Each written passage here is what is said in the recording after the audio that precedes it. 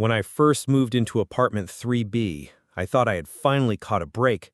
After years of couch surfing and barely scraping by, this place felt like a dream.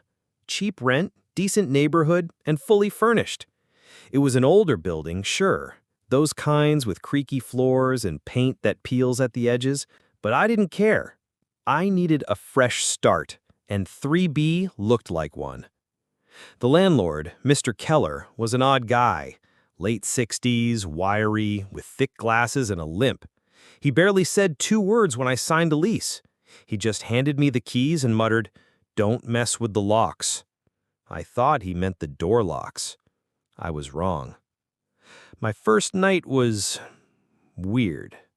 I kept hearing soft tapping sounds. Not loud, just persistent. Tap, tap, tap. Coming from somewhere inside the apartment. I checked the windows. Nothing. Checked the radiator. Still nothing. Eventually, I convinced myself it was just the old pipes or the neighbors. But it didn't stop. The next day, I explored every inch of the place. That's when I noticed the closet in the hallway was deeper than it should have been. Like on the other side of that wall, there should have been the bedroom. But there was a solid panel at the back. When I knocked on it, it sounded hollow. I pressed harder, running my hand along the edges, and that's when I felt a small groove. Hidden. Almost like a door. No handle, no knob, just a thin rectangular outline. I remembered Mr. Keller's warning, "Don't mess with the locks." But I had to know. I grabbed a screwdriver from my toolbox and wedged it into the groove. After a little pressure, the panel popped. Behind it, a narrow stairwell led down into darkness. I should have stopped there. I should have sealed it back up and pretended I never saw it. But curiosity is a strange thing. It whispers to you, pulls you, and once you listen, it doesn't let go. I grabbed my phone for a flashlight and started down the steps. The air grew cold, thick with dust and the smell of something rotted. Not just old, dead. The stairwell ended at a metal door, rusted and slightly ajar. Beyond it, a room. A small, windowless room with concrete walls. And in the center, a chair. Strapped to the chair was a mannequin, life-sized, dressed in tattered clothes, a wig, sunglasses. It looked like someone had tried to make it lifelike. Too lifelike. Its mouth was open, a speaker wired into it. There were cameras in every corner of the room, red lights blinking, still active. I backed away slowly. Suddenly, buzzing, a flicker, a low hum. The speaker in the mannequin's mouth crackled, and then it spoke. "Hello, Thomas." I froze. That wasn't just some pre-recorded greeting. It said my name. Only 2 people knew I'd moved into this apartment. Me and Mr. Keller. I ran up the stairs and slammed the panel shut. I didn't sleep that night. Every creak, every shadow made my heart race. The tapping continued, only now it sounded closer, like it was coming from behind the walls or underneath the floorboards. The next morning, I confronted Mr. Keller. I found him out front, sweeping the sidewalk like nothing had happened. "There's a room behind my closet with a mannequin and cameras. You want to explain that?" He looked at me like I'd just grown a second head. "That part of the building is closed off. You shouldn't be poking around down there." It knew my name. He didn't flinch. Just said, "Then it's already chosen you." And he walked away. I packed that day. I didn't care about breaking the lease. I didn't even care about my deposit. But when I tried to leave, my car wouldn't start. Battery dead. I called a tow. It never came. My phone. No signal. Not bad reception. No signal. It just read, No service. I went back inside and tried to distract myself. TV wouldn't work. Lights flickered. Then the tapping started again. But this time, it was coming from the closet, from the panel. Tap, tap, tap. Like someone or something was knocking. I grabbed a chair and jammed it against the closet door. But the tapping didn't stop. It just got louder. At 3:12 a.m., I woke up to static. The old TV in the living room turned itself on. No picture, just snow and a faint voice buried in the white noise. I leaned in.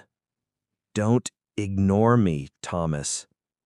My blood ran cold. I turned the TV off. It turned itself back on. Again. Static. "Come downstairs." I pulled the plug from the wall. Darkness. Silence.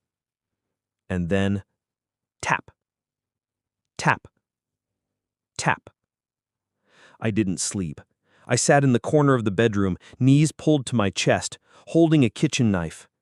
The knocking came and went, sometimes soft, sometimes frantic, but always from the closet. By morning, I'd made my mind. I was going back in. I had to know what it wanted. I pried the panel open again. The stairwell looked darker than before, but I forced myself to go down. The room was the same. Mannequin in the chair, except now it was smiling. The speaker buzzed. "You came back." I screamed at it. "What do you want from me?" The cameras moved, following me. The mannequin's head tilted.